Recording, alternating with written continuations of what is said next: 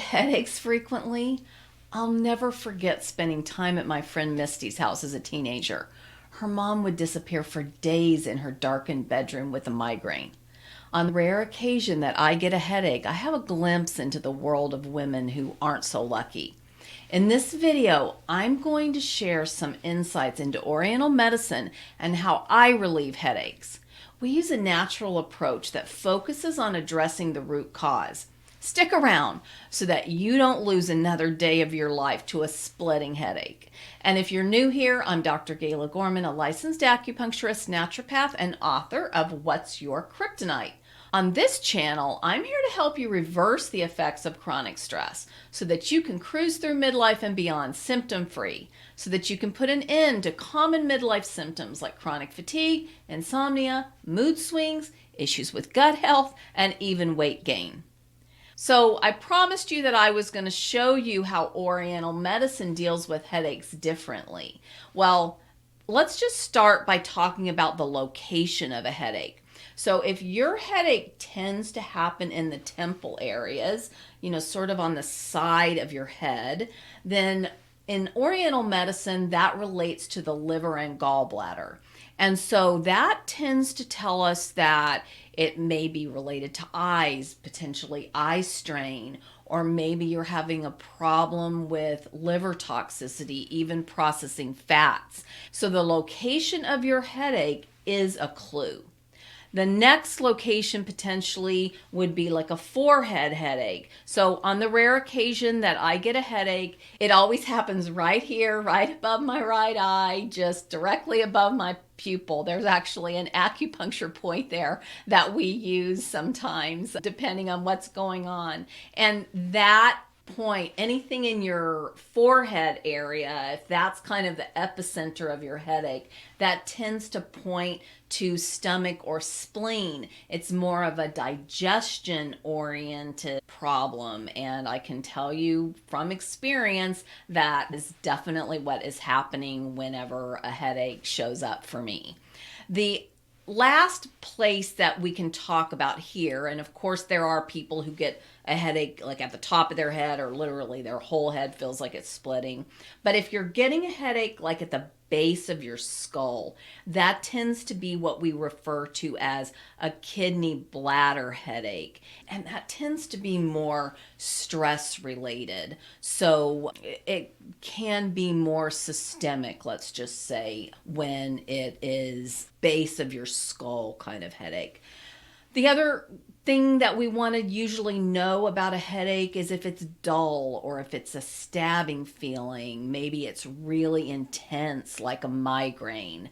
And so the type of headache is also helpful for us to sort of narrow down what is really causing the headache. The reason why we want to know what's causing the headache is because a headache is a symptom. It's one of those symptoms that I want you not to suppress. I want you to make sure that you are getting all the information out of that headache that your body needs you to have so that you can reverse course and make sure that these headaches do not continue to recur. The way we do that is we begin to understand what's actually causing the headache and we stop doing what's causing it. So this is just an ongoing process. This is how we develop the skills as our own PCP, that's primary care person, and learn to become aware of what's happening in our body and how our body is managing those types of toxicity that it's constantly coming into contact with. So I shared in my case that a headache is very rare for me. I mean, if I get a headache once a month, I think something's really wrong. There are people, though, that very regularly get a headache, even recurring migraine.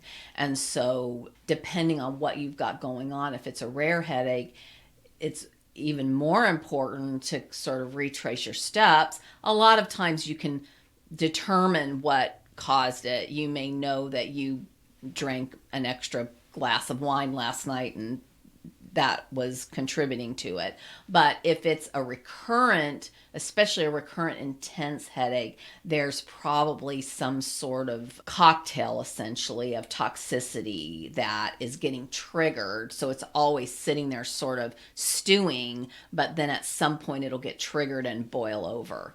Some of the reasons why these headaches tend to become recurring are eye strain, as I mentioned. If you've got headache in the temple area regularly, a lot of times that will point to eye strain. And I talk a lot about the effects of blue light and the screens that we're constantly using.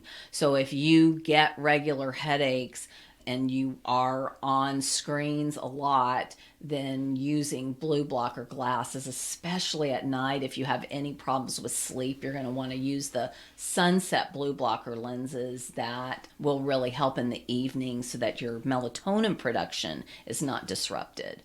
The other thing that can help with the occiput, the headaches that tend to center around the base of your skull, the kidney bladder headaches, is hydrating, making sure that you're drinking enough high quality water. High quality water tends to mean distilled, spring, or reverse osmosis. And so sometimes we take that to the next level with structured water, but that can be hard to get your hands on. So in a pinch, if you really need to up level your water, I suggest that you just buy a jug of distilled water and make sure that you are incorporating that into your routine. The other thing I wanted to just mention here is that you might have what's known as a subluxation, and that essentially is a vertebrae out of whack. And this often causes headaches. The first time I experienced a headache literally being eliminated in a nanosecond was by a chiropractor, and I was visiting him at his house and had a headache, early 20s, so this has been a lot of years ago. And he said, I can fix that. Do you want me to fix it? And I'm like, yeah, I want you to fix it. It's killing me. And I'm literally sitting in the chair. He adjusted my neck and the headache is gone immediately. And I had a colleague in school that suffered from regular migraines and, really debilitating, and it had been happening for years.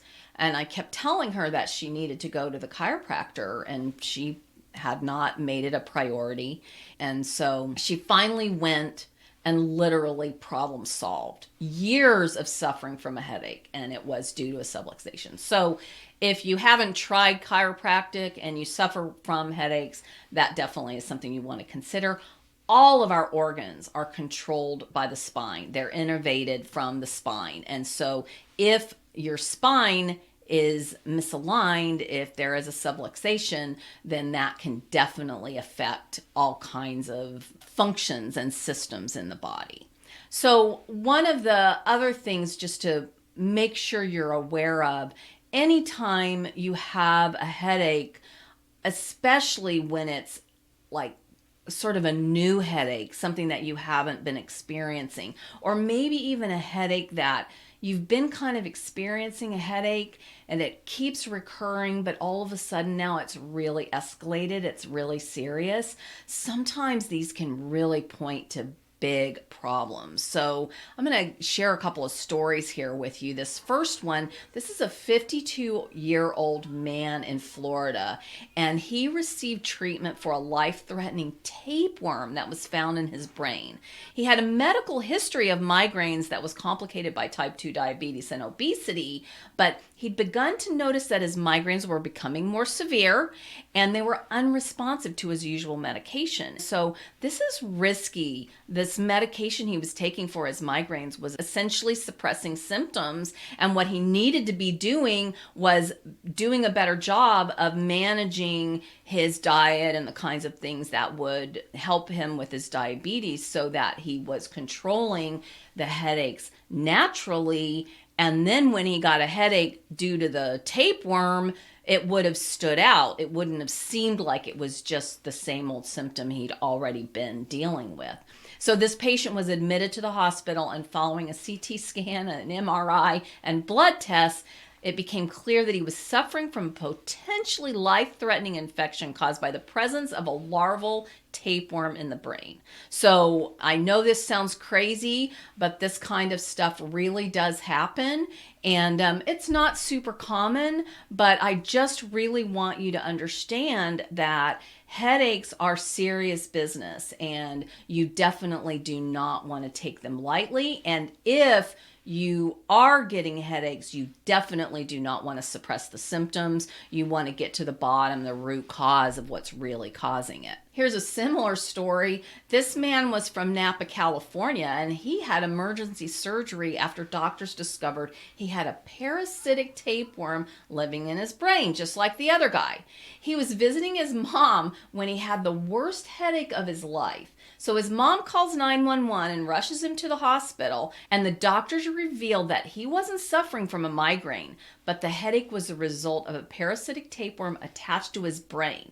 In this particular case, when they took the tapeworm out of his brain, the thing was still alive. So they told him that he only had 30 minutes to live. And after putting him in a coma, surgeons successfully performed the emergency brain surgery.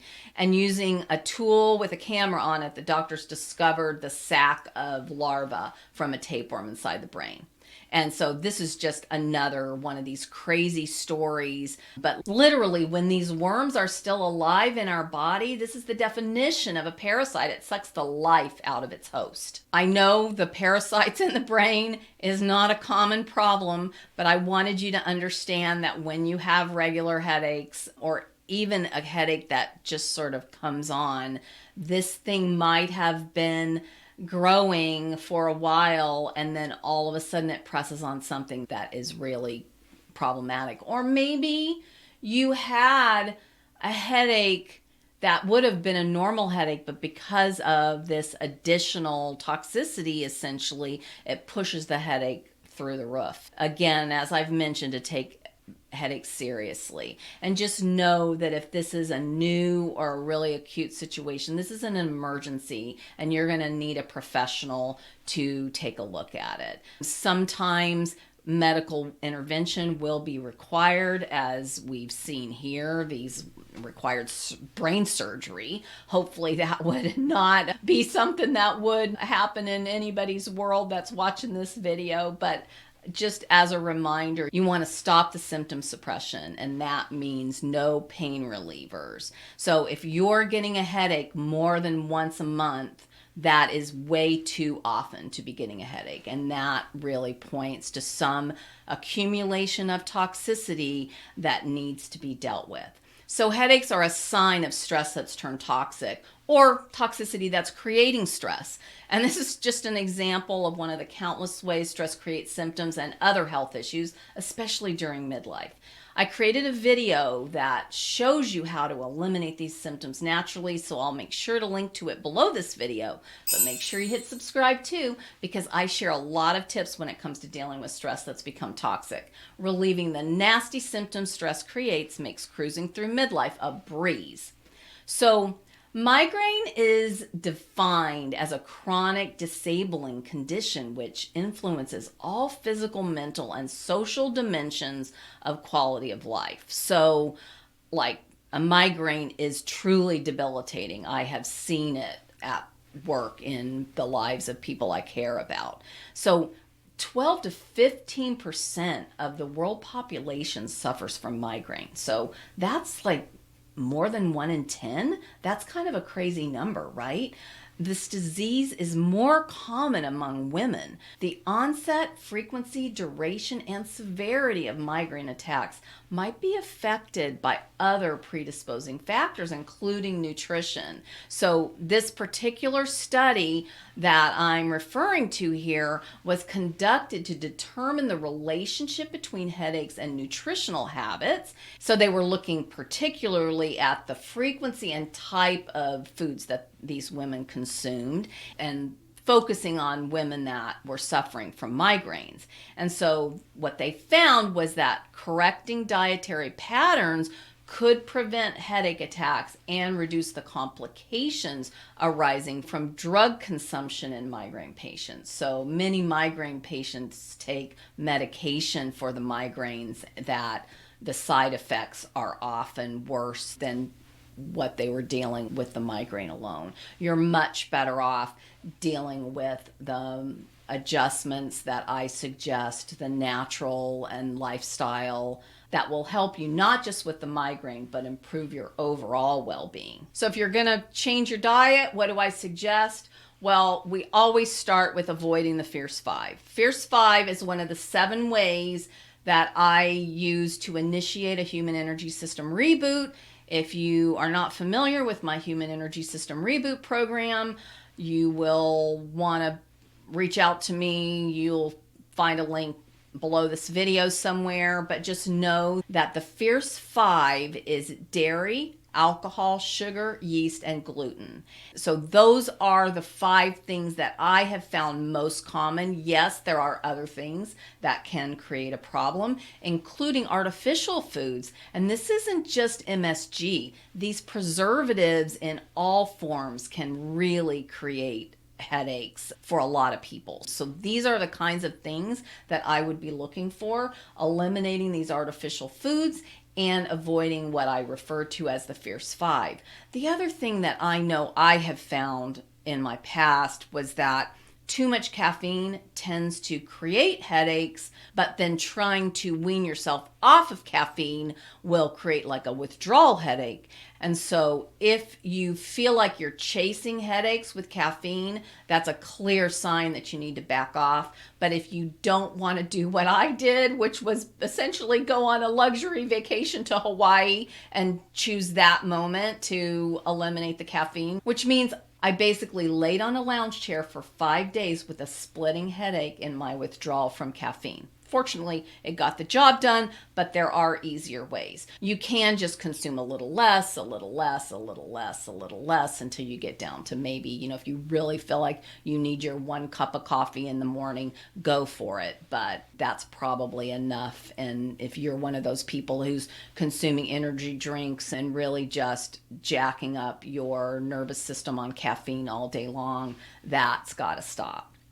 So one of the things to focus on if you're wanting to use natural remedies to help to reduce or eliminate headaches is to make sure you're pooping. And elimination is extremely important. Headaches tend to be a sign that you have accumulated toxicity, and making sure your pathways of elimination are working properly is the first way to really reduce that toxicity. If you're not having a bowel movement at least once, maybe even twice a day, preferably in the morning, but as long as you're having a good bowel movement once a day, you're probably okay there. But just know that this is something that is just not optional. When I have people report to me that they have a bowel movement once every 3 days and they wonder why they've got all these symptoms and these signs of accumulated toxicity, well, it doesn't take a rocket scientist to know that that is not sustainable. You have got to prove your elimination. The other thing too is that you may find that your headache responds better to heat or cool or just some kind of topical ointment. I have an ointment that I use if I get this headache here. Once I have identified what I need to do to relieve it long term and to make sure that it doesn't recur, I may put a little ointment on my forehead, and within a few moments it's gone. But if your headache responds to heat or cool, then you certainly can use that to help soothe yourself until your body can work its way through that additional toxicity. You also want to just avoid the quick fix. As I just mentioned, your body's going to have to work through this toxicity, and so that means that you're going to have to kind of roll with it. If you turn to pain relievers, you're just going to add more toxicity. Your body's already struggling to manage the toxicity. Let's not add to the problem. The other thing too I will say is, I recommend my human energy system reboot, but And for some people who tend to have headaches anyway and maybe have a quite a toxic buildup, they might end up with what's known as a Herxheimer reaction. Headache tends to be one of the symptoms of a Herx reaction. And so if you're finding that you are what's known as Herxing, then you definitely don't want to use a pain reliever and add toxicity when your body's trying to get rid of the toxicity, and that's what's creating the headache. So I'm sorry to tell you that you're just going to need to use some of these soothers that I've referred to here and roll with it. Your body will work through it if you give it some relief and reduce the overall toxicity level. And if your best efforts to live a healthy lifestyle and do all the things you've been led to think are supposed to work aren't getting the job done, you may even be feeling like you take 2 steps forward and 3 back. In my next video, I'll show you how to manage the toxic stress that's sabotaging your efforts. You can eliminate the symptoms that seem to be piling up in midlife naturally without medication, crazy diets, intense exercise, or any other unsustainable lifestyle hack.